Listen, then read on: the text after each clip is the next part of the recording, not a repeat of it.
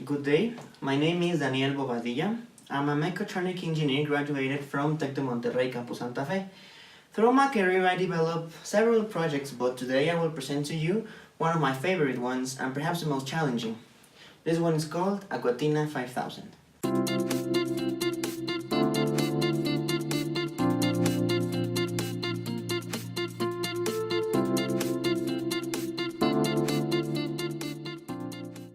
The objective of this project was to create a prototype of a swimming pool cleaner, and in order to deliver it within a 3-month time period, we have to narrow it to the cleaning of a floor and remove the sand particles from an inflatable swimming pool.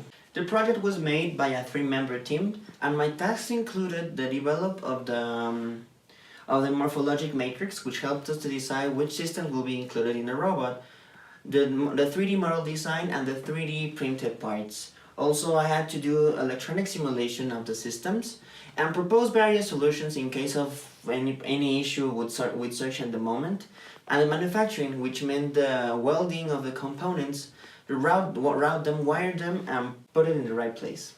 The role that I performed in this team was their second in command. Why did we choose this project? Well, we wanted to a challenging experience for the end of the time of college there, and also we identified a business opportunity. There were no local competitors in this sector, and the price of our version was significantly cheaper, therefore we were very competitive. How did it work? Well, the robot was an aquatic line follower fed by AC current. It would follow a pattern drawn in an acrylic placed on the floor of the pool, and the cleaning system was basically a bomb fountain placed on the chassis of the robot, connected directly to the power outlet. So a homemade filter was made in order to retain the particles of sand, and the water will be expelled once it was cleaned.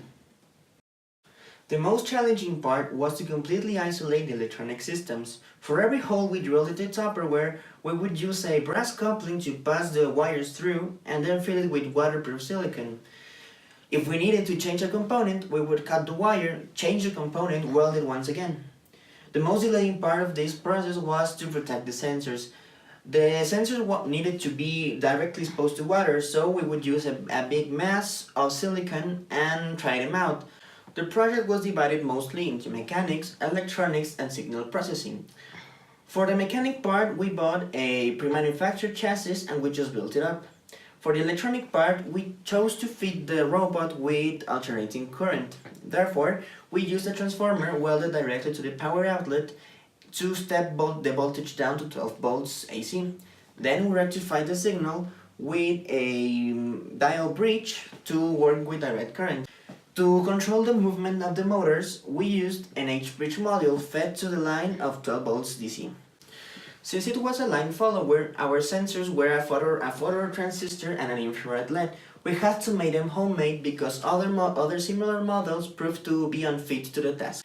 We used a Schmitt trigger logic gate for the signal processing. Particularly, we used a NAND logic gate configured to be an AND.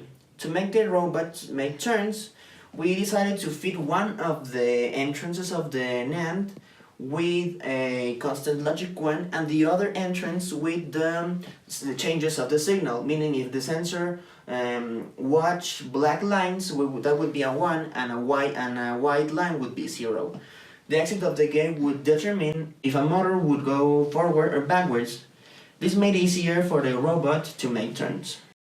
An area of opportunity for this project would be changing the sensors to a color sensor, or perhaps developing a sonar to detect collisions or programming a route. I consider that we pursue the infrared sensor idea and exhaust every possibility of it. Thus, we are sure that although it's functional, it is not the best option to use. Now that we have more free time, we could pursue this business plan and make considerable improvements to this project. Thank you for your attention.